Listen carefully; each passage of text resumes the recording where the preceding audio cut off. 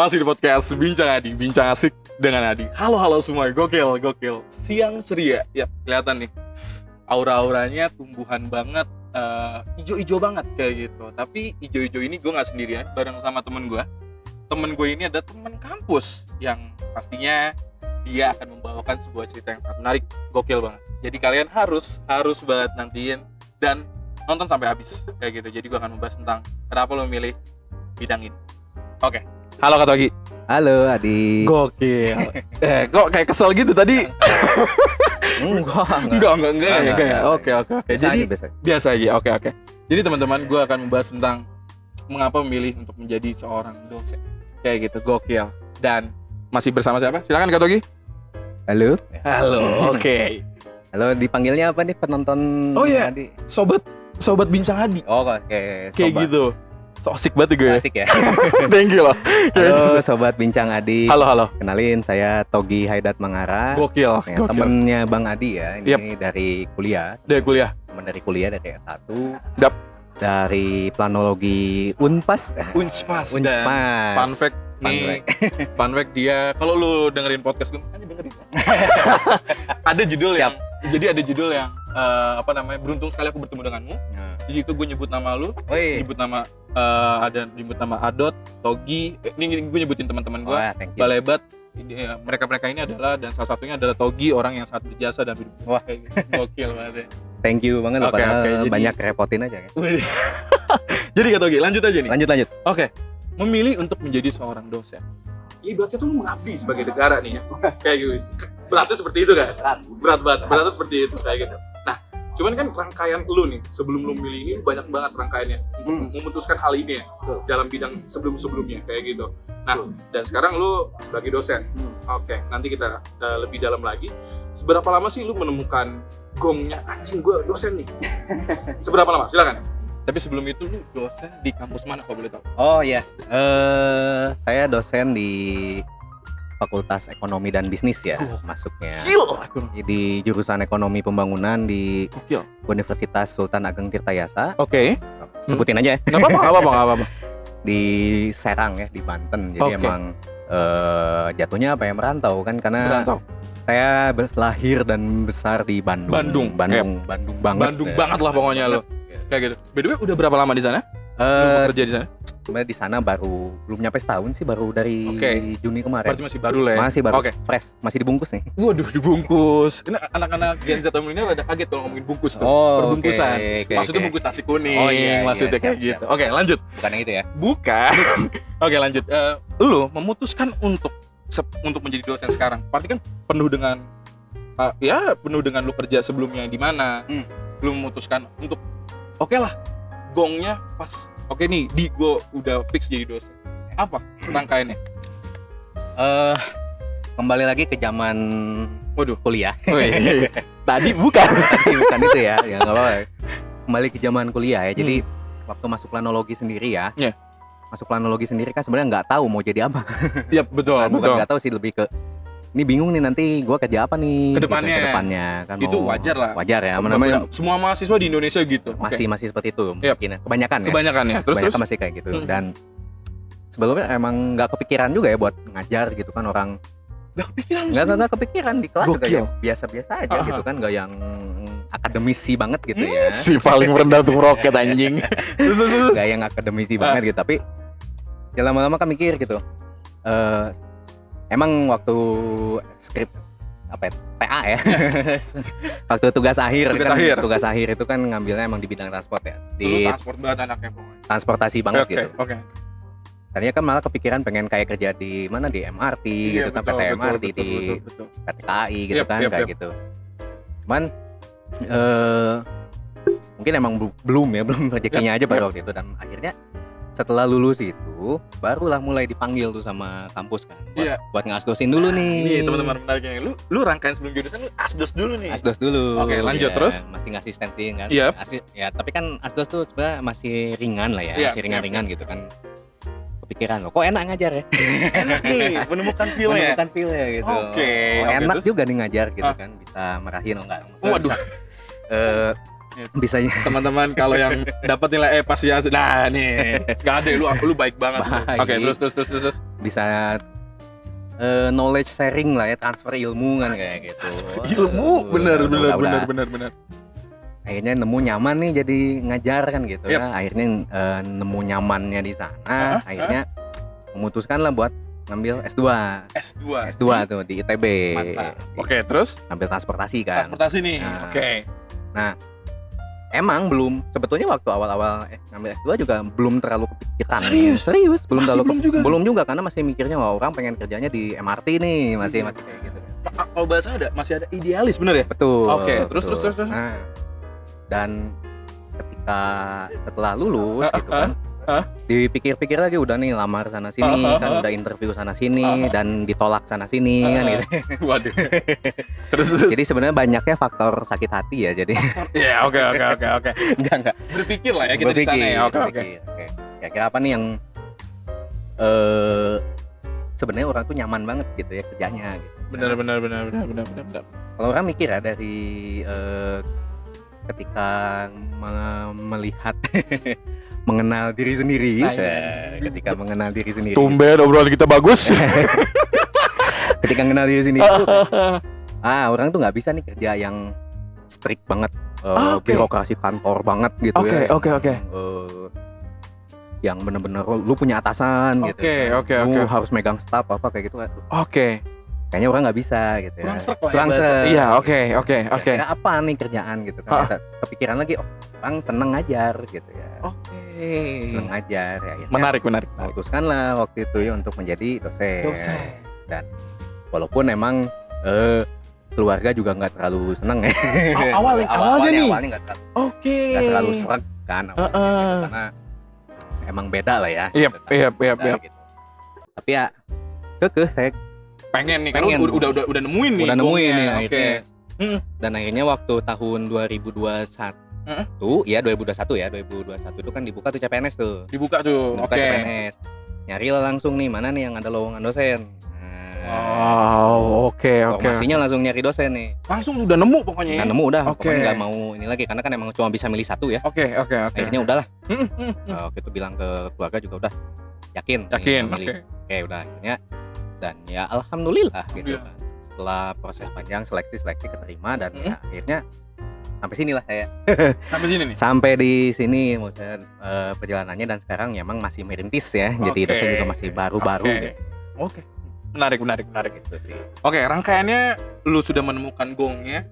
Gue mau nanya, serukah jadi dosen? Wah, dibilang seru atau enggaknya emang sebenarnya belum bisa menjadi suatu testimoni yang utuh ya. Oke.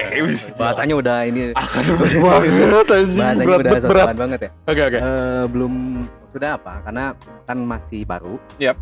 Karena ternyata begini, orang juga mikirnya awalnya paling ngedosenin itu adalah upgrade-nya dari Asdos gitu ya. Iya, simpel kayak gitu dong pastinya. Kayak gitu kan, Asdos Plus gitu. Ternyata nggak semudah itu. Serius loh. Iya, tidak sesederhana itu yang akhirnya dibilang seru ya memang ada serunya. Pasti. Gitu kan. Dibilang capek juga ada capeknya, tapi karena udah gong nih ya. Iya, udah nemuin nih. Udah serk nih. Udah serk ya, akhirnya benar-benar dinikmati ya. Akhirnya mikir, oh emang gue banget. Oke. Secara pribadi ya, mungkin kalau dibandingkan lagi dengan yang lain-lain masih. Oke. Lanjut. Ini sekarang di era digital. Ini buat teman-teman dosen juga, guru juga. Ini kita spesifik masuk semuanya nih. Betul. Apa tantangan terbesar lo di mengajar di era digital anak-anak Gen Z milenial? Oke. Sebetulnya udah kerasa ya dari 2020 ya. Dari 2020 itu kan ketika pandemi kan, ketika kita awal-awal banget tuh pandemi, terus mulai PSBB kan kayak gitu. Akhirnya segala kegiatan itu didaringkan ya, di online kan, kayak gitu. Itu untuk saat ini sih masih menjadi tantangan. Kenapa? Karena tantangannya begini. Kita terbiasa dengan metode mengajar tuh benar-benar di kelas datang ya. Kita kan ketemu tatap muka kayak gini nih. Kan benar. Gitu. Dan pada waktu itu harus kita mulai online, adaptasi kan kita dengan keadaan tuh, keadaan. Nah, yang menjadi sulitnya itu adalah masih sering terbawa suasana kelas. Iya. Maksudnya gimana? Ketika di dalam kelas itu kan dosen memberikan kuliah, memberikan ceramah ya, memberikan ceramah kepada mahasiswa. Dan seharusnya kan pembelajaran daring itu kan bukan hanya sesederhana memindahkan kelas menjadi ke dalam Zoom kan gitu. Aktivitasnya harus berbeda kan gitu. Karena gini, ketika metodenya masih sama ya kita ngajar nih. Emang saya juga belum nemu nih ya yang pasnya kayak gimana nih untuk online. Tapi kan ketika misalkan kita hanya memindahkan sarananya aja dari kelas menjadi ke mana? Ke Zoom kayak gitu ya. Ujung-ujungnya cuma ceramah lagi gitu. Ujungnya cuma kayak di kelas aja, cuman beda tempat gitu. Dan di situ kan kita tidak bisa mengengage ya, mengengage si interaksinya mahasiswa dengan kita gitu kan. Bahkan rata-rata kan anjing, cok, hujan nih. Ini kita nggak bisa ya hujan-hujan. Nggak bisa kayaknya, tapi masih untung agak teduh ya, mudah-mudahan nggak gitu terus ya. Iya kan, lanjut dulu. Dan ya itu sih. Jadi apa ya? Ujung-ujungnya kan Zoom meeting itu mahasiswa ada yang nyalain kamera, ada yang enggak gitu. Kita nggak bisa memastikan dia tuh benar-benar merhatikan atau tidak, karena masih seperti di kelas. Nah itu tantangannya tuh sebetulnya ya untuk terkait sama digital tadi ya, terkait sama digital tadi itu ya seperti itu. Dan ya akhirnya kan karena ya sehari-hari kita nongkrongin depan laptop, depan HP apa kan jadi semakin cepat lelah. Nah itu yang sebetulnya menjadi tidak efektifnya di situ sih salah satunya. Gampang burn out, betul. Ya bisa dibilang kayak gitu. Capek depan laptop tuh kan capek banget kan, apalagi misalkan satu hari 3 mata kuliah tuh. Misalkan terus ada SKS yang 3 SKS mungkin. 3 SKS gitu kan. Gitu. Ya jangankan mahasiswanya ya, dosennya juga capek. Ngulangin lagi yang sama gitu kan. Walaupun bisa di 3 kelas jadi 1 kelas aja kayak gitu. Tapi tetap aja ya kayak gitu. Itu masih tantangannya seperti itu sih kalau terkait digital tadi ya. Paham. Kita harus bisa menemukan formula ya, harus bisa menemukan trik nih yang bagus bagaimana kita, walaupun kita online tapi tetap efektif pembelajarannya. Jadi formula itu masih dicari nih sama lu dan teman-teman dosen lainnya sama guru-guru. Oke, paham. Stigma yang beredar daring itu, online itu tidak begitu nangkep. Banyak yang bercerita, aduh gua nggak nangkep nih dosen gua ngomong, betul nggak atau gimana menurut lo? Betul banget. Soalnya kan ya tadi ya, kita nggak bisa memungkiri lah, kadang kalau kita ada pertemuan online juga misalnya off cam nih, kitanya off cam kan, laptop nyala, kitanya rebahan, kitanya ngapain, nggak fokus kan. Belum lagi kendala jaringan, kendala sinyal, dosennya ngomong apa nih, patah-patah ngomongnya kayak gitu. Kayak gue ditanya sama dosen, Adi nih apa jawabannya? Oh sinyal jelek, padahal memang males jawab. Jawab aja. Jadi emang bener sesulit itu ya emang online? Sesulit itu untuk saat ini. Karena kan sebetulnya ini ya, masalah daring itu kan udah dirumuskan oleh kementerian itu memang udah lama sebetulnya. Sebelum pandemi. Bahkan udah ada wacana ini. Seperti itu, tapi ya karena pandemi itu otomatis kan kita harus mau berubah total kan. Nah, itu masih sulit lah. Oke, benar-benar. Apalagi Anda bertemu dengan mahasiswa seperti saya ya. Repot. Oke, selanjutnya. By the way, Pak Togi, lihat dong saya pakai apa sih? Almater. Woi, cinta banget emang cinta ya. Cinta kampus. Bagus. Pak Rektor, tolong Adiana. Siapa tahu Pak Rektor menyumbang gitu kan. Enggak tahu. Oke, lanjut. Berarti lu mengajar anak-anak Gen Z kebanyakan ini. Iya dong. Iya kan. Oke, anak-anak Gen Z. Oke, 2000 ke atas lah ya. 2000 ke atas. Susah gak sih ngontrol mereka? Ini no offense ya teman-teman, ini kita berbagi pandangan aja. Sebetulnya kalau misalkan dari segi orang ya, dari segi saya nih, ini campur-campur nggak apa bahasanya? Nggak apa-apa dong, nggak apa-apa. Ntar ada teksnya di sini. Dari segi saya, kita milenial nih ya katanya, gitu kan. Beberapa versi menyebutkan kita milenial nih. Sebenarnya kan gap antara kita dengan Gen Z itu nggak terlalu jauh. Betul. Betul. Jadi sebetulnya apakah susah ya, mungkin untuk yang dosen-dosen yang lebih senior atau apa mungkin emang agak kesulitan karena kita nggak bisa dengan benar. Ibaratnya kita nggak sama lah tongkrongannya kan gitu. Kalau yang senior gapnya terlalu jauh, lumayan memang kayak gitu. Untuk orang sendiri sih ya nggak terlalu aman lah, nggak terlalu susah gitu. Oke. Selanjutnya, nah ngomongin metode pembelajaran, kan tiap dosen punya metode pembelajaran ya. Betul. Nah ini menarik banget teman-teman podcast gue, karena yang gue tahu ya ini sebagai gue orang awam ya, kayak kita ngobrolin, gue pernah diajar sama dosen, ada yang metode pembelajaran ada yang textbook atau apa. Taugi Haida, bagaimana metode pembelajaran lu yang ingin disajikan ke teman-teman? Apa itu, gimana? Sebetulnya selama ini ya, sejauh ini ya, ngajar memang textbook atau misalkan kayak materi apa itu masih menjadi utama. Tapi juga bagaimana sih kita bisa mengembangkan wawasannya mereka kan, itu sebetulnya tugas guru dan dosen ya sebetulnya kan itu. Bukan hanya menyampaikan misalnya materi ini udah beres aja. Ya misalnya 1 + 1 tuh 2 gitu kan misalkan. Cuma kan nggak hanya sesederhana itu. Walaupun emang untuk yang S1 kan kita nggak harus sampai filosofis banget ya. Tapi kan setidaknya kita bisa mengembangkan wawasan mereka. Caranya apa ya? Banyaklah membahasnya melalui case problem ya, studi kasus kayak gitu kan. Kita gitu. Kasusnya real misalkan waktu itu lagi bahas masalah etika proyek nih. Anjay. Masalah etika proyek. Kita saya kasih tuh misalnya ini ada contoh proyek di daerah. Contoh nih. Contohnya. Ini kira-kira apa sih? Kan itu salah satu buat nge-engage interaksi juga dengan mahasiswa karena seru. Karena ya kalau hanya ya memang mungkin yang kayak gitu nggak cuman seorang dua orang, beberapa dosen udah seperti itu dan memang harusnya seperti itu. Memang harus seperti itu. Oke, jadi tanpa sadar lu nih berpikir bagaimana kelas ini pastinya tidak membosankan, pastinya efisien juga kayak gitu. Jadi nggak cuma nyampaikan materi udah beres pulang, nggak gitu, tapi ada yang emang harus didapat dari anak-anak ini. Betul. Oke, seorang Togi lagi-lagi nih, karena gue dibentuk, gue diajar oleh dosen-dosen yang emang menurut gue ya banyak dosen-dosen kita yang asik kayak gitu kan. Nah, lu sendiri suka nggak sih kayak tulis tangan? Halo, kalau PR tulis tangan. Nah gimana? Togi tulis tangan? Enggak. Udah enggak ya? Enggak. Tugas apa-apa udah ngumpulinnya udah pakai email kayak gitu ya. Ngumpulinnya. Soalnya bukan apa-apa ya, karena effort juga sih, karena tulisan orang beda-beda dan oh iya, bisa aja tulisan gue gak kebaca sama lu ya. Lebih ke males ngecekin ini dia nulis apa sih gitu. Dan bukan berarti yang meminta anak didik tulis tangan bukan berarti jelek ya. Ini bukan, kita cuma nanya. Itu kan hanya beda metode aja. Ya betul. Oke, selanjutnya. Nah, Kak, ada yang mengatakan, gue baca di sebuah forum, dosen itu harus selalu senyum, memberikan vibe yang hangat. Nah, gimana tuh? Karena begini, sebelum lu jawab ya, maksudnya lu pasti ada masalah dong. Maksudnya lu pasti punya masalah, entah itu di rumah atau misalnya sama hubungan atau apa kayak gitu. Lu gak bisa tuh semena-mena bawa mood lu yang jelek ke kelas. Bener dong. Nah, gimana menurut lu? Betul kah atau gimana? Apakah harus selalu full senyum atau enggak?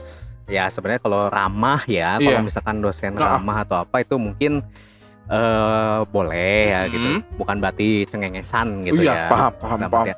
Cuma kan memang sifat dosen pun berbeda ya. Betul. Ya kan, ya ini kalau teman-teman mahasiswa mungkin udah pada tahu, tapi kalau untuk yang masih sekolah-sekolah nih ya, dosen itu kan ya beda ya. Jangankan dosen lah, guru juga beda-beda. Betul. Tapi di sini kan ada yang strict orangnya, ada yang tegas kan, ada yang nggak ramah gitu kan. Tapi ya sebetulnya tadi kembali lagi, baik ramah atau tidaknya jangan dibawa ke ranah personal. Itu yang seharusnya ini. Jadi walaupun emang dasarnya kita nggak ramah nih ya, nggak friendly, tapi bukan berarti kalau kita ada masalah dilampiasinnya ke mahasiswa kan kayak gitu. Misalkan profesionalismenya di situ. Oke. Jadi kayak punya kotak tersendiri lah ya. Kotak misalnya lagi tidak ngajar ya udah lu jadi diri lu misalnya kayak gitu. Nah, kalau misalnya emang lagi ngajar ya lu harus profesional begitu ya. Iya, harus profesional. Mantap. Seorang Togi lagi nih. Gimana sih lu? Galak atau gimana kalau lu? Gua enggak tahu nih teman-teman ya kayak gitu. Ini kalau galak enggak ya, ini mungkin yang pernah diasdosin. Nah, yang pernah diasdosin dan mahasiswa yang sekarang dari cerita ya tadi. Nah, gimana nih Pak Togi? Ini galak enggak? Enggak ya? Galak tidak, cuman betul kalau saya pribadi sih ada set of rule ya. Jadi ada rules nih. Menarik nih. Ada aturan mainnya nih kalau di kelas lu. Di kelas yang paling sederhana ya, dan ini kan kadang kita lupa, kita kan harus sama-sama saling respect ya. Oh iya dong. Betul kan? Betul banget. Maksudnya gini, ketika saya lagi ngomong di depan nih, diam dong. Ya harus. Gitu. Perhatiin lah. Seenggak senang-senangnya gitu kan. Pun sama gitu kan, ketika kalian sedang mau menanyakan, mau mendiskusikan, mau menyanggah, ya orang juga tidak boleh merasa paling pintar kan di situ. Gitu. Jadi memang dibilang galak mungkin enggak, tapi tegas lah gitu. Oke. Self branding emang. Oke. Jadi ya lu tegas lah ya. Iya. Oke. Dan emang lu punya aturan main di kelas lo. Punya aturan. Ya mungkin aturan main tuh yang kayak waktu gue diajar, misal absensi segini gitu mungkin. Betul kayak gitu. Ya kayak gitu. Terus tugas-tugas kayak gimana, pengumpulannya kayak gimana, formatnya gimana kayak gitu. Oke, lu juga punya tuh ya? Iya. Oke. Kan gue juga dulu gue pernah kayak ikut volunteer gitu ngajar teman-teman anak-anak di jalanan kayak gitu. Nah, menurut lo seorang Togi yang sudah nyemplung dan sudah menemukan gongnya gue menjadi seorang dosen atau teman-teman sudah menemukan dosen atau guru. Menurut lo Kak, kesukaan cita dalam pembelajaran penting nggak sih? Sukacita ya? Iya, sukacita dalam pembelajaran. Oh iya, itu penting banget ya. Jadi gini, karena kan ya tadi kembali kita kan mengajar itu ya, bukan hanya sebatas kita memberikan materi aja. Toh kalau misalkan kita hanya sebatas memberikan materi kan ya tinggal kasih aja lah, kita nggak usah ada kelas kan. Seperti itu. Betul. Di sini kan ya membangun sukacita itu apa, kita ada interaksi kan dengan mahasiswa. Bagaimana sih kita ya harus sukacita gitu. Kita harus bisa memberikan wawasan ya ke mereka itu kan. Jadi menambah mereka tuh datang ke kelas tuh ya nggak hanya kotak gitu, nggak hanya terkotak. Ilmu yang si bapak ini ajar ini harus kayak gini, enggak juga.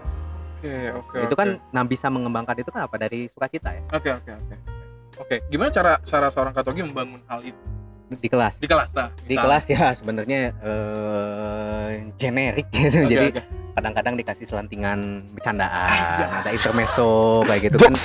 Jokes walaupun emang jokesnya agak beda ya. Jok saya kan bapak-bapak kan gitu ya. Oke. Mahasiswa yang masih Gen Z mungkin apa jokesnya beda lagi. Iya, tapi maksud dengan itu ya kita membangun itu sebenarnya bukan hanya supaya mereka ceria di kelas, tapi ya tadi supaya perhatian mereka tuh tetap ke kita. Betul. Oke. Lu tipe dosen yang kayak tiba-tiba lu lagi nerangin, ya kamu gitu nggak? Tergantung situasi ya. Tapi lu pernah melakukan itu? Pernah. Keren. Emang karena kondisinya fatal ya, dia bener-bener nggak merhatiin. Oke. Bukan apa-apa, karena sayang. Kalau Rasi mikirnya gitu ya. Karena gini, teman-teman podcast kuliah bayar Kak pastinya. Betul. Orang tua udah berjuang sampai sayang banget. Kosong masuk ke sini, masuk ke kelas itu ya. Tapi maksud gua, pernah juga nggak lu kayak misalnya kan ada dosen yang kita semuanya merhatiin tapi kayak saya mau nanya ya teman-teman, jadi siap. Lu gitu nggak? Nggak, lu nggak gitu? Nggak gitu. Langsung aja misalkan tunjuk. Lebih ngeri Pak anjing. Oke. Kayak tadi tergantung situasinya. Kalau misalkan dilihat nih emang dia nggak terlalu merhatikan apa ya, paling ditanya balik nih tadi tuh kita bahas apa sih gitu, yang ngejelasinnya tentang apa kan kayak gitu. Oke. Tadi kan rangkaiannya lu udah nyeritain. Lu rangkaian lu menemukan gong menjadi dosen. Gitu. Sekarang apa sih yang udah jadi dosen nih? Apa yang udah lu dapat sekarang dan apa yang ingin lu harapkan ke depannya dari lu? Ya, ke depannya gimana? Kalau lu? Apa yang didapat ya? Maksudnya apa yang didapatkan itu adalah bahwa ternyata mengajar tidak semudah itu. Satu tuh ya? Iya, mengajar tidak semudah itu. Ya, kita kan walaupun kita apa sih paling cuma depan kelas kan nerangin kayak gitu, nggak, ternyata kan ya yang orang dapat ya ternyata nggak gampang itu. Kita tuh tadi bagaimana materi itu harus ngalir kan, satu slide ke slide lain itu ada kesinambungan kayak gitu, susah ya. Susah banget coy. Benar. Ya memang harapannya ya ke depan itu, ini emang harapan yang agak-agak klise. Gak apa-apa. Cuman orang tuh pengen ya dari ngajar, dari ngedosenin, dari berkecimpung di dunia pendidikan itu bagaimana pemerataan tadi ya. Benar. Pemerataan pengetahuan lah. Yep. Itu harapan kedepannya sih, yang mudah-mudahan ya bisa dari orang kan, seperti itu. Amin. Oke. Banyak yang bilang menjadi dosen bukan sekedar pekerjaan doang. Jadi ya kalau gue tangkap ya berarti gak cuma kita kerja terus habis itu pulang. Maksudnya ya udah nggak gitu, tapi ada beban moral. Bener gak sih? Oh iya, banget. Wow. Karena gini ya, kadang kita juga nggak bisa strict banget kayak atasan ke bawahan misalnya ya kan, gitu ya, kayak bos ke anak buah kan, kita nggak bisa se-strict itu juga. Misalkan kita tahu nih dia memang jarang masuk atau apa, kita kasih nilai D misalkan atau nilai E, terus tiba-tiba dia ngeluh ke kita, protes, komplain atau apa, kan kita juga nggak, kadang di situ ada beban ya. Ini nggak dilulusin kasihan juga gitu kan, tapi dilulusin dia, secara kompetensinya masih belum layak nih di mata kuliah ini nih. Itu kan masih, kita tuh harus memikirkan ke sana, nggak bisa yang strict banget yang kayak ini nggak lulus nih. Iya. Nggak bisa gitu ya. ya kadang nggak bisa seperti itu. Jadi dibilang nggak sekedar, bukan hanya sekedar pekerjaan ya, iya, karena kan kalau pekerjaan itu ya kita ya bisnis as usual gitu kan. Ketika nggak gini ya lu nggak maju gitu kan, nggak bisa seperti itu juga. Memang betul. Oke. Nah, berarti di sana lu juga ada yang namanya lu ambil keputusan tentang memanusiakan manusia dong. Iya harus. Berarti nggak cuman kayak ini anak gak lulus nih, nggak pantas, tapi lu juga memikir ini gimana nih, dia setidaknya ada bagus di sini kayak gitu, masih layak untuk lulus. Ada hal-hal pertimbangan seperti itu? Ada. Pasti ya? Pasti ada. Memang kan mungkin kalau yang strict atau istilah-istilah kayak dosen-dosen gila mungkin zaman kita atau dulu kan memang masih banyak yang seperti itu. Karena memang kalau orang boleh bilang memang ego akademisi memang seperti itu. Oke. Ya cuma kan karena sekarang udah perkembangan zaman juga. Ya. Kita juga nggak berarti kan kita juga nih sebagai yang ngajar nih kan harus tahu juga ini tuh kesalahannya ada di siapa. Bisa jadi kan di kita yang salah ngajarnya kan. Gak selalu tentang dosen. Benar. Enggak. Iya makanya ya ketika misalkan ada mahasiswa yang nilainya jelek nih. Ada pertimbangan lain nggak sih buat dia ini lulus misalkan ya? Kalau misalkan masih ada ya kita pertimbang. Kalau memang tidak ada ya apa yang mau kita perjuangkan kan seperti itu. Paham. Misalkan memang jarang masuk, jarang masuk, agak mengerjain tugas kayak gitu. Ngerjain tugas apa? Oke. Lanjut. Nah, masih ada nggak sih di era sekarang? Karena kan gue belum melanjutkan jenjang S2 nih maksudnya. Dan gue nggak ngerasain S1 yang di era sekarang kayak gitu. Masih ada nggak sih cerita-cerita? Aduh Pak, itu dia cuma numpang nama. Masih ada nggak sih? Ini serius menarik. Ada yang cuma bawa gorengan. Iya, ngerti gak sih? Itu kayaknya lintas generasi ya. Kayaknya dari dulu juga udah ngedenger ada aja yang mahasiswa komplain ke orang juga gini. Pak, dia nyeritain kan, Pak ini kelompok saya nih pada nggak kerja, gitu kan. Saya mau pindah kelompok aja gitu kan. Ada kayak gitu ya. Akhirnya kan karena orang nggak berpikir bahwa mahasiswa adalah makhluk mandiri. Nah betul dong, memang betul. Jenjang SMA ke kuliah memang beda betul, kan. Terus dia makhluk mandiri ya. Akhirnya keputusannya saya kembalikan lagi ke yang nanya tadi. Maunya seperti apa? Masih bisa nggak anak-anaknya diajak? Masih bisa nggak dihubungi, dikontak kayak gitu? Mereka masih respon atau tidak ya? Kalau itu nanti kembali, kamu mau pindah ya silakan. Mau pindah juga yang kelompok yang ininya mau nerima atau tidak kan seperti itu. Iya benar. Gak bisa misalkan nanti orang umumin di grup ini ada perubahan, enggak juga gitu. Kalau orang sih gitu ya. Oke. Jadi proof banget masih ada tuh ya yang begitu. Iya masih valid. Siapa yang bawa gorengan cuma numpang nanya, cuma nama di cover. Tapi masih mending kalau numpang ngasih gorengan sih masih mending ya. Masih mending ini benar-benar nggak pernah datang gitu kan. Iya benar. Minta namanya ada di cover. Yang minta namanya ada di cover itu kurang ajar gitu. Pastinya lu juga bisa melihat tuh mana anak-anak yang aktif kayak gitu, yang cuma emang benar numpang nama kayak gitu. Iya, terlihat ya. Di dalam kelas juga terlihat ya. Terlihat mana yang memang dia kritis, mana yang cari muka. Ini. Berarti Anda sudah jago lah ya. Oke, lanjut. Masih merintis. Belajar. Oke. Nah, terus jadi dosen berat banget pasti. Ya, tadi lu bilang kayak gitu. Gue tadi sebagai orang awam, gue berpikir kayak cuma lompat 2 tangga, 3 tangga kayak gitu dari asdos ke dosen, kayaknya gampang gitu. Tapi ternyata pas lu udah nyemplung nggak segampang gitu ya. Coba bisa dijelaskan nggak apa yang menurut lo berbeda saat lu jadi asdos, tingkatannya mahasiswa, asdos dan dosen? Iya, beda ya, karena dosen itu kan bertanggung jawab terhadap isi ya, terhadap substansi dari perkuliahan. Yap. Kamu harus harus bisa nih bagaimana nih antara pertemuan 1 dengan pertemuan 2, bahkan pertemuan 1 dengan pertemuan ke-7 itu tuh flow. Ada alurnya jelas gitu. Ngebahasnya kita tuh nggak loncat, nggak yang kayak gimana. Itu kan perlu, makanya dosen juga ada pelatihan juga ya sebetulnya, ada pelatihannya juga gitu. Benar. Karena emang nggak mudah. Karena kan kalau kita asdos kan kita udah punya pakem dari dosennya ya. Nanti kita ngebahasnya ini nih, gitu kan paling kita cuman sebatas membantu kan, membantu mereka misalkan ada yang mereka sulit. Kita bantu pikirkan kayak gimana. Kalau dosen kan nggak, kita ngurus dari penilaiannya, terus RPS-nya, rencana studinya kayak gimana, penilaiannya gimana, bobot paling besar itu nanti di topik tentang apa kan. Silabus gitu ya, silabus ya kayak gitu. Silabus. Oke. Nah terus gue jadi penasaran, jadi kepikiran, seorang Katogi juga misalnya pernah nggak sih lu kayak ngelakuin teman-teman nih ada kurang nilainya, kayak saya kasih tugas tambahan, boleh aja nggak sih? Atau itu memang harus diatur oleh rektorat atau apa? Oh enggak, sebetulnya kan karena dosen itu dia punya kebijakan masing-masing ya. Oke. Untuk kelasnya ya. Untuk kelasnya itu dia punya kebijakan masing-masing. Oke. Emang tidak boleh melenceng dari garis besar universitas, emang nggak boleh sebetulnya kan. Cuman misalkan apa? Ya selama nilainya belum final, itu kan masih bisa diatur sama dosen. Kan seperti itu. Cuma kalau orang sih, kalau misalkan emang dia tidak punya argumentasi yang jelas, ya nggak saya kasih. Oh. Ya itu tadi kan pertimbangannya apa? Iya, mau iya. ngasihnya. Misalkan waktu harusnya ujian dia sakit. Oh. Ya gimana dong, orang sakit kan masa nggak dikasih susulan kan gitu. Ya kan Nggak kayak dikasih gitu. kesempatan Nggak dikasih gitu. kesempatan, orang sakit. Iya. Kan kayak gitu. Oke. Selanjutnya.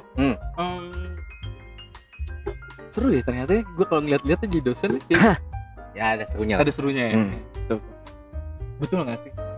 Terus nambah knowledge. Oh iya. Itu benar gak? Benar. Karena harus ternyata kan gini ya. Mungkin teori yang kita gunakan itu teori yang dari tahun 80-an, 70-an mungkin ya. Teori utamanya, tapi kan implementasinya berbeda. Yap. Aplikasinya berbeda. Yaitu yang kita harus update. Bagaimana kita mengkaitkan dengan kondisi terkini kan gitu. Bagaimana nih misalnya kayak pandemi nih. Harus bisa kan kita materinya itu kan nggak bisa kita berasumsi bahwa teori yang kita terangkan itu masih relevan di zaman sekarang kan, seperti itu ya. Itu kan gimana kita pengembangannya. Yap. Oke. Jadi proof banget ya. Oh iya. Wah, gila anginnya kenceng ya. Iya, Yes. enak nih. Emang Semoga tidak ada yang jatuh ya. Wow. Selanjutnya, betul apa betul? Banyak mahasiswa. Ini kita udah ngomong, kita udah singgung di awal. Banyak mahasiswa yang nggak tahu kuliah mau apa. Betul apa? Tidak. Ya bisa dibilang ada ya. Yap. Itu betul ada. Seperti itu kasusnya, seperti itu. Memang karena orang masuk kuliah tuh macam-macam faktornya ya. Yap. Ada yang dia emang udah tahu mau ngapain. Betul. Kan? Ada yang misalkan dia baru hanya ikut-ikutan teman, Ya. atau disuruh orang tua, atau dia gambling gitu, nutup mata gitu. Iya kan. bener. Terus juga kadang ada tetangga, iya anaknya tidak kuliah. Ya, Kayak gitu. itu Ada juga kan faktor tekanan sosial. tekanan sosial. Itu macam-macam, dan memang ada aja ya Ada mahasiswa aja. yang dia itu sebenarnya masuk ke jurusan itu tapi nggak ngerti nih dia tuh mau kemana, sehingga apa akhirnya tidak serius. Oke. Nah terus pertanyaan lanjutannya, sah-sah aja gak sih kalau misal gue bilang, oke gue memang belum tahu nih patologi Pak Adi untuk gue kuliah di sini apa, tapi gue mungkin di semester 7 akan mendapatkan jawaban. Bisa aja gak sih? Bisa aja. Gak apa-apa kan? Gak apa-apa. Itu pengalaman pribadi ya. Oh ini Pengalaman pribadi. ini. Ya kan ketika awal kuliah, kebayangnya ini kalau teman-teman tahu planologi ya. Ya, nih. Kalau teman-teman tahu planologi kan, kebayangnya itu kalau saya dulu tuh kebayangnya kayak main SimCity tuh. Iya. Tahu kan? SimCity Ya, yang tahu. bangun-bangun kota. Wah, ternyata yang bilang kayak gitu bohong. Ini dia kayak SimCity. Kalau gue pas pendaftaran, kan itu ada senior-senior kita kan di Iya. bercandaan kayak gitu. Planologi apa? Ingat, plan itu tumbuhan, kayak gitu, menanam tumbuhan. Lah, gue bilang ternyata kagak kayak gitu coy. Iya. Oke, jadi nggak masalah. Nggak masalah. Karena kan bahkan bisa aja berubah gitu ya. Yang tadinya dia pengennya karirnya di sini, ternyata ketika udah menjalani berapa semester berubah. Yap. Bahkan ketika lulus ada yang berubah jalur. Waduh. Kan gitu. Oke. Gak masalah. Gak masalah. Nggak Oke. masalah. Terus tapi ada yang bilang juga, beberapa kakak tingkat kita, kalau lu gak serius banget di semester 1-2 lu harus udah bisa nentuin, karena kesananya uangnya akan lebih gede. Betul nggak? Ya itu memang Berarti bener gambling banget dong. bener Kalau gambling emang banget. kalau emang lu merasa emang belum nemu, ya lu harus benar-benar berusaha untuk itu. Iya. Tapi kalau lu emang gak ada niatan di jurusan itu, mending cabut dari semester 1. Betul itu? Betul. Komitmen karena Oke. karena ketika kita mendaftar perkuliahan itu kan kita komitmen akan menyelesaikan selama ya misalkan 8 semester lah, kan gitu ya. Normalnya kan misalnya segitu. 8 semester. Iya, 8 semester. Saya? Sudahlah. Iya udah, bisa dibahas. Iya, itu kan komitmen gitu. Jadi Oke. kita harus ya komit. Iya, paham. Gitu. Tapi jadi jawabannya adalah approve banget, gak masalah kalau lu misalnya lu memang mengetahui dapat ya di semester 7 baru dapat jawabannya, gak masalah juga. Gak masalah. Tapi kalau lu emang yakin jurusan lu gak yakin sama jurusan di semester 1, ya 2 mending cabut kayak gitu. Lebih baik ya, maksudnya pertimbangkan juga nih. Misalkan semester 1, semester 2 kan kita udah setidaknya kita bisa tahu lah ya. Iya. Sebenarnya dari kita ngelihat kurikulum juga kan, nanti kita lihat nih mata kuliah semester Bener. semester 3, 4, 5, 6, 7 ini mata kuliahnya apa aja nih? Ya kira nggak akan masuk nih ke nggak akan kotakan misalkan atau nggak srek nih. Iya. Ya udah mendingan lebih baik sebelum udah semester 3, 4, 5, 6, 7 kan uang kuliahnya udah lebih wow belum lah. Ada praktek. Belum praktek kayak gitu ya. Belum misalnya kalau emang harus beli buku kayak gitu ya. Oke.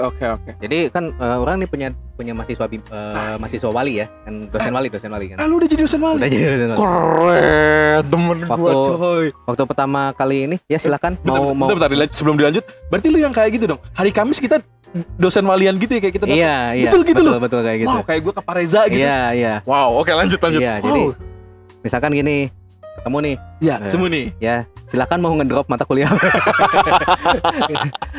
Karena kebetulan yang diwaliin kan masih semester 2. Ya orang tanya dulu, udah paham belum mau masuk di sini tuh mau ngapain gitu. Kalau belum paham ya orang kasih tahu dong gitu kan. Ya, sebagai dosen pembimbing akademiknya, dosen walinya kan dikasih tahu. Nih nanti semester sekian tuh kamu bakal dapet ini kira-kira mau kemana nantinya. Kayak gitu. Itu emang udah harus dari awal. Dan tugas salah satunya ya untuk dosen wali fungsinya itu. Iya. Oh, jadi statement tadi ya di semester 1 memang kita harus sudah sering ngobrol sama itu ya. Betul ya, kita yang jadi tanda kutip ya sebagai penasehat masa depannya dia. Wow, gitu kan. Oke. Nah, gue baca di beberapa forum nih, di era sekarang dosen dituntut untuk belajar psikologi dikit-dikit. Betul nggak?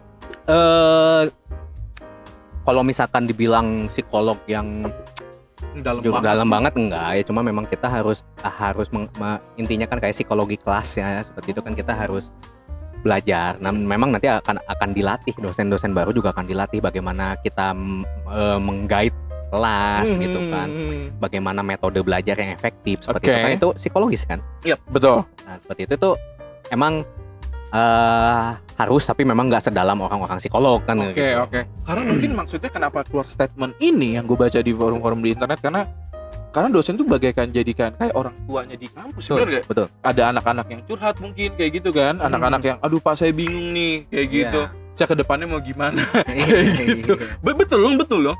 Kalau misalnya dosennya tidak bisa sharing, nggak bisa jadi orang tua yang baik di kampus, mungkin anak-anak didiknya jadi bingung juga kan? Iya. Kayak gitu. Jadi bingung karena tidak ada yang mengarahkan. Oke. Walaupun misalnya mengandalkan seniornya kan belum tentu mereka juga mendapatkan senior lagi. Iya enggak, misalnya. Iya benar. Kan seperti itu ya, misalnya anaknya organisasi nih. Iya, anak organisasi. Anak organisasi kan mereka pasti cenderung lebih dekat dengan cuttingnya kan. Oh iya dong. Nah, kita kan nggak bisa memastikan juga cuttingnya apakah mendapatkan pembimbingan yang sama juga kan. Bener. Makanya itu tugas dosen pembimbingnya. Seperti itu. Tapi kalau yang anak-anak organisasi, anak-anak himpunan, mungkin bisa ada divisi litbang gitu ya, bisa belajar di sana gitu ya, pendidikan kayak gitu ya. Kan mereka ada wadahnya. Ada wadahnya. Oke. Himpunan. Sombong ya. Sombong saya dong. juga sama. Iya, kita seangkatan ya. Oke, lanjut. Berarti ada aja dong pasti yang boleh nggak sih kalau seorang togi curhat di luar jam kelas? Pribadi ya, secara pribadi sih selama tidak lebih dari jam 10 malam nggak masalah. Karena kayak itu, maksudnya nggak masalahnya tuh gini, ya mau ngechat boleh, cuman jangan harap dibales. Cuman nggak akan misuh-misuh juga gitu kan, ngapain sih ngechat jam 10 nih, nggak sopan, nggak gitu juga ya. Selama bahasanya masih santun sih masih oke lah.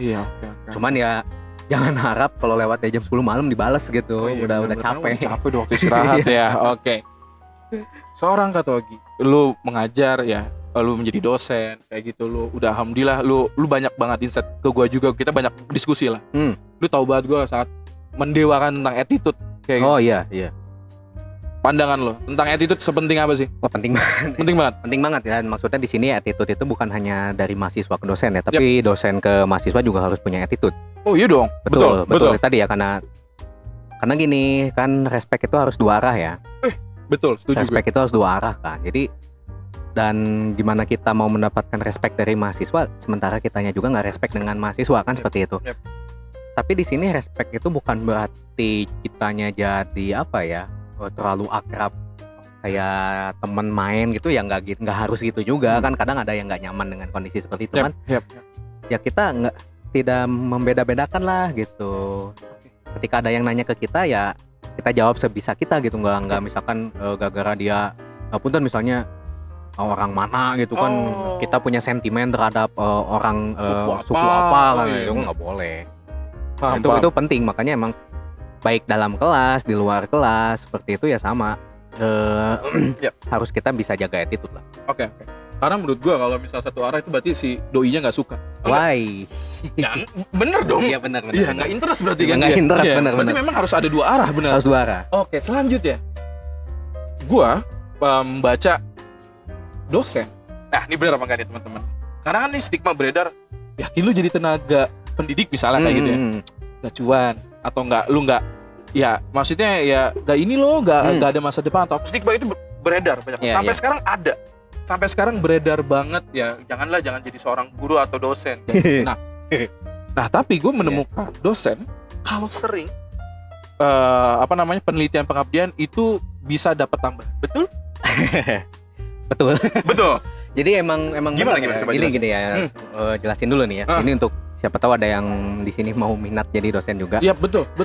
Kita jangan kalau misalkan orientasi kita adalah terhadap penghasilan ya, finansial, jangan ngejar di dosen. Nah, ini udah proof banget dari lu nih. Proof banget. Oh, jadi kalau misalnya ada orang-orang, gue ngejar penghasilan jadi ini, jangan jadi dosen atau jadi guru. Jangan ya. Kalau misalkan pun mau jadi dosen ya, mau jadi dosen, jangan terpaku di situ untuk nyari cuannya gitu. Karena menarik teman-teman. Karena memang dari segi penghasilan memang ini punten untuk semua dosen di Indonesia. Memang tidak besar. Cukup tapi tidak yang wah kayak gitu ya. Karena memang kita harus diuji kinerjanya dulu baru kita dapat tadi ya. Kita penelitiannya banyak, pengabdian masyarakatnya banyak ya. Dengan itu kan kita nambah poin gitu ya, nambah poin bahasanya. Betul, bahasanya poin. Dan poin itunya yang nanti akan diapresiasi gitu. Kalau misalkan kitanya hanya sebatas dosen ngajar di kelas doang ya, kita nggak akan dapat lebih apapun. Begitu. Tapi penelitian pengabdian juga tidak semudah itu. Betul. Jadi ya penelitian kan kita butuh harus riset benar-benar. Betul dong. Benar-benar. Jadi memang kalau misalkan kita ini untuk yang misalkan orientasinya uangnya ya. Ngejarnya kalaupun jadi dosen jangan di dosennya, mendingan sambil yang lain. Nyambi gitu. Kayak gitu. Mungkin yang yang plano yang mungkin bisa jadi konsultan gitu ya, kayak gitu. Selama karena kita punya kewajiban. Tetap kita punya kewajiban itu tridharma ya. Tridharma perguruan tinggi itu kan pendidikan, penelitian, pengabdian masyarakat. Betul. Nggak boleh sampingan kita tuh jadi menghilangkan yang 3 tadi. Itu makanya kita juga harus pintar-pintar ngatur waktu, pintar-pintar milih pekerjaan. Benar. Jangan sampai ditinggalin yang wajibnya. Dan dosen tuh nggak masalah kita misalkan mau sambil bahasanya misalnya proyekan gitu. Nggak masalah. Boleh, cuman ya tadi kita pun harus profesional. Betul. Kita kan khawatirnya gini, stigmanya kan karena kita sering ngelihatnya misalnya nih kita waktu kuliah ya dosen, ini dosen proyekan mulu kan kita kesel ya. Padahal emang nggak masalah.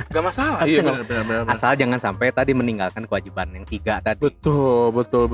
Nah, pertanyaan lanjutannya adalah pengabdian dan penelitian itu wajib gak sih Kak untuk seorang dosen? Wajib. Maksudnya gini, misal lu dari kampus lo, Togi harus 1 tahun segini penelitian, wajib gak sih? Atau gimana kita aja? Sebenarnya dua-duanya ya. Jadi maksudnya gini loh. Namanya juga tridharma ya. Dharma itu kan kewajiban, tugas betul. Kan. Jadi kewajiban utama itu kan ya tadi 3 tadi penelitian pengabdian. Tapi kita bisa aja kita cuman ngajar doang, kita boleh aja. Tapi kan berarti kita tidak melaksanakan tugas dengan baik. Ya mungkin kan ya tadi ya secara kinerja, penilaian kinerja kita kurang baik kan seperti itu. Ya kalau misalkan dibilang apakah wajib? Ya wajib. Cuman apakah misalkan ditegur atau apa ya belum, ya sebenarnya nggak semua dapat teguran juga gitu kan. Cuman ya tadi itu emang harus kembali lagi ke si dosennya mau seperti apa. Oke. Jadi buat Bapak Nadim ya mungkin bisa diperhatikan, bener dong. Karena ini penting banget, karena tolak ukurnya menurut gua kalau pendidikan bangsa ini bagus, sudah pasti bangsa ini bakal jadi bangsa yang cerdas. Setuju. Kayak gitu. Iya benar kan? Benar. Kayak gitu. Udah menurut gua tadi Togi udah nyampaikan ada tridharma, juga kita belajar tentang bagaimana attitude. Pasti kejujuran juga dipelajarin tuh kayak gitu. Udah pendidikan bagus, kejujuran udah pasti bagus kayak gitu kan. Kejujuran juga bagus, udah pasti ya bangsa ini akan maju kayak gitu. Mungkin yang di sana tidak negeri Afrika maksudnya. Kita mah bagus-bagus pemerintahnya jujur. Kok mukanya panik gitu? Kaget deh. Kaget jokesnya ngarah ke sana. Kita mau bagus-bagus kan pemerintah kita. Bagus. Selanjutnya, apakah betul tenaga pendidik gitu? Ya. Dosen, guru sampai tua masih bisa terpakai. Betul. Karena kalau mengacu aturan ya, usia pensiun dosen itu sampai 65 tahun. Gokil. Iya. Lama cuy. Sampai selama itu. Wow. Itu dosen yang biasa. Dosen yang biasa. Dosen biasa bukan profesor. Kalau profesor atau guru besar itu sampai 70 ya, sampai 70. Wow. Pengabdiannya panjang. Panjang ya? Dosen itu pengabdiannya panjang. Wow. Oke. Terlepas mau dia di kampus negeri, kampus swasta, status kepegawaiannya mau yang PNS, non PNS, sama pengabdiannya sepanjang gitu. Karena ya mungkin ya filosofinya kan dari ilmu itu kan atau pendidikan, pengetahuan itu kan sepanjang hayat ya. Sepanjang hayat. Ya. Ini kan ya sampai seusia segitu kita masih aktif ngajar ya, itu kan bukti ya bahwa memang pendidikan itu kan sepanjang hayat, dan tidak menutup kemungkinan juga bahwa dosen-dosen yang usianya sudah senior itu kan udah sampai 60 tahun, 70 tahun belum tentu juga dia tidak bisa upgrade ilmu. Wow. Iya, tetap harus upgrade ilmu juga. Oke, berarti dengan statement itu lu pun kayak misalnya nih materi apa yang lagi update gitu pasti lu juga riset dong. Harus. Gila. Harus. Keren. Kalau nggak ketinggalan. Karena gini, kalau saya tuh memposisikannya begini loh, bahwa bisa saja mahasiswa itu lebih pintar dari kita. Oh iya benar. Iya kan? Benar. Kita bedanya kita dengan mereka tuh apa ya? Kita yang ditugaskan mengajar. Iya. Belum tentu loh kita lebih pintar dari mereka. Maksudnya apa? Ketika kita mengajarkannya adalah teori-teori yang sudah usang ya, atau yang sudah tidak update, yang tidak ada keterbaruan, ya mereka jenuh dong. Wah, ini kita juga udah belajar. Oh, kan gitu ya. Benar. Apa yang bisa kita edit value ya, nilai tambah apa sih yang bisa kita berikan kepada mereka, kan otomatis keterbaruan tadi. Wow, mantap. Oke, terakhir. Boleh.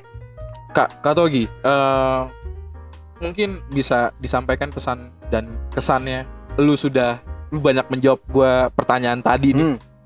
Berarti dosen, apa sih pandangan lu tentang kata dosen? Apa ya?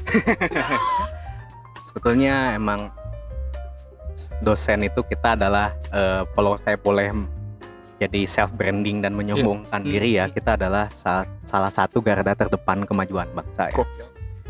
Bukan berarti kita harus diagung-agungkan, justru dengan istilah itu tanggung jawab kita tuh besar.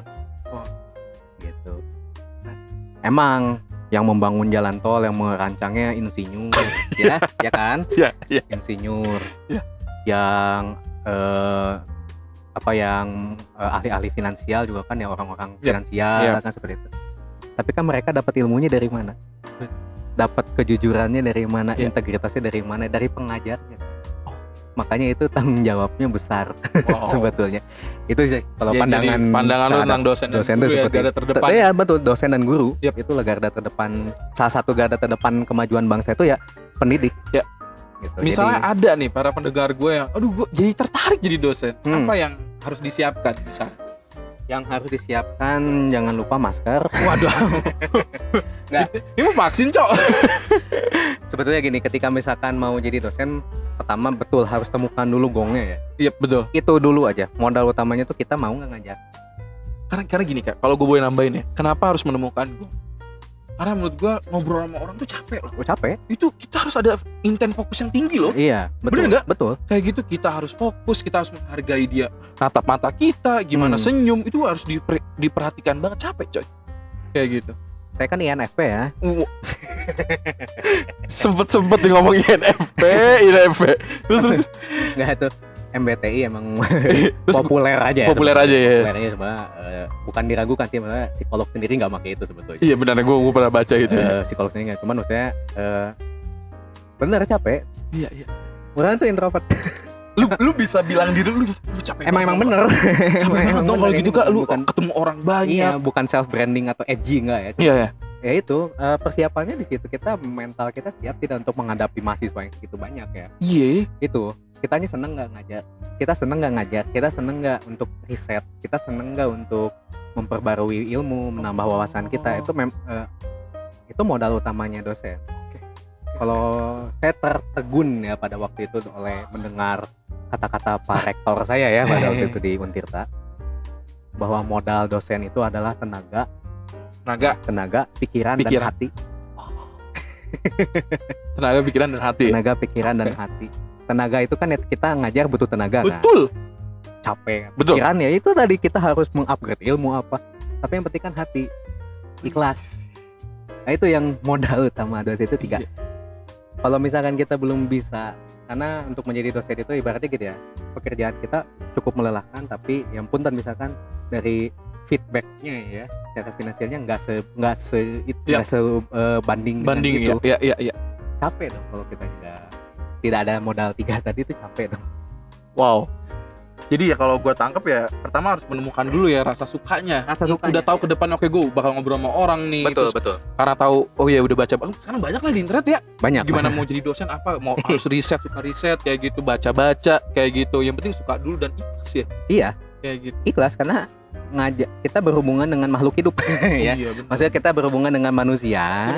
Punya kepala beda-beda. Kita bisa nggak untuk mengimbangi itu? Ya. Oke. Terakhir lagi. Harapan ke depannya buat seorang Kak Togi, apa yang ingin disampaikan kepada diri lo? Buat pribadi ya? Pribadi nih, ini pribadi. Ya mudah-mudahan ya tadi ya. Karena saya berpikirnya bahwa menjadi pendidik itu adalah bagaimana kita dapat memajukan suatu bangsa. Amin. Ya betul. Dan harapannya ya tadi, mudah-mudahan bisa oleh tangan saya gitu ya. Untuk memajukan bangsa melalui pendidikan. Amin. Melalui pendidikan dan ya dari disiplin ilmu yang saya ajari lah seperti itu kan, karena macam-macam. Nah itu harapannya itu bagaimana pendidikan kita itu bisa maju dan merata. Wow. Karena kita nggak mau dong pendidikan itu dianggap atau stigma terhadap pendidikan itu adalah pendidikan yang berkualitas adalah pendidikan yang mahal. Karena sampai saat ini kan masih terasa seperti itu. Masih terasa banget. Terasa banget seperti itu. Makanya harapannya ya tadi lewat pendidik ya, lewat pribadi lah, dari pribadi mudah-mudahan bagaimana saya sebagai pendidik itu bisa menciptakan tadi keadilan pendidikan ya, bagi pendidikan gitu, bagi pemerataan pendidikan. Walaupun hanya dari sebatas pengajar. Benar. Karena kan bisa jadi ya yang saya ajar itu mereka menjadi pemangku kebijakan kan bisa jadi. Bisa jadi. Betul. Gitu. Oke. Thank you banget udah hadir di podcast gua. Oke, terima kasih juga sudah diundang. Gila. Masih ada nanti part 2. Masih ada keseruan-keseruan lain bareng sama Pak Togi nih kayak gitu. Thank you banget sekali lagi. Sukses buat karirnya. Thank you. Sukses. Sedang merintis, pokoknya semangat. Pokoknya benar-benar gue berdoa yang terbaik buat lo. Karena lagi-lagi apa ya, gue tahu betul bagaimana lu sesuka itu dengan sebuah ngajar. Karena lu sering banget ngasih kita banyak ngobrol kayak gitu. Apalagi dia anak transportasi, mungkin boleh teman-teman yang mau ini mau menanya transportasi boleh kali nge-DM lu ya. Ya boleh lah, tapi jangan lewat dari jam 10 malam. Nah betul kayak gitu. Mungkin kan ada aja ngambil transportasi kan. Boleh. Kayak gitu anak plano yang lain. Yang lain yang mau diskusi boleh, cuman jangan jadikan saya dosen pembimbing. Nah iya. Diskusi aja nggak apa-apa. Diskusi aja kayak gitu. Persetujuan tetap kepada dosen pembimbing kalian masing-masing. Betul. Sambil ini deh selentingan. Lu masih ingat gak sih bapak transportasi siapa namanya? Lu inget, gue yakin lupa lu kayaknya. Aduh, siapa sih Pak? Siapa? Yang di kita. Iya, yang di kita. Oh, almarhum Pak Purnomo. Ya, doakan ya, mudah-mudahan beliau husnul khotimah karena cukup menyedihkan ya waktu itu. Emang udah lama ya. Udah lama beliau meninggalkan kita dan itu cukup meninggalkan kesan yang sangat mendalam banget gitu bagi teman-teman karena emang ilmu banget beliau itu, ilmu banget. Oke, thank you ya. Yap. Oke, mantap. Thank you Adi. Keren. Thank you banget buat teman-teman. Jangan lupa buat dengerin sampai habis karena gue bilang apa, ini adalah obrolan yang sangat berbeda dari Bincang Adi yang lain. Gue Adi, masih di podcast Bincang Adi, bincang asik dengan. Thank you. Gue pamit. Gue mikir pengen juga nih kerja di MRT gitu kan. Wah iya bener. Terus. Emang senang di sana. Iya lu senang banget transportasi nih kebetulan. Benar. Cuman setelah lulus itu kan sama kampus ya, nama kampus itu kan dipanggil lagi gitu kan, buat ngasusin. Awalnya masih ngasusin dulu kan, masih asisten. Betul. Boleh. Grogi. Bodoh amat anjing. Anjing gue grogi banget. Gue lanjut. Ayo mikir loh, dari tadi kok itu nggak muncul. Kenapa lu kagak ngomong?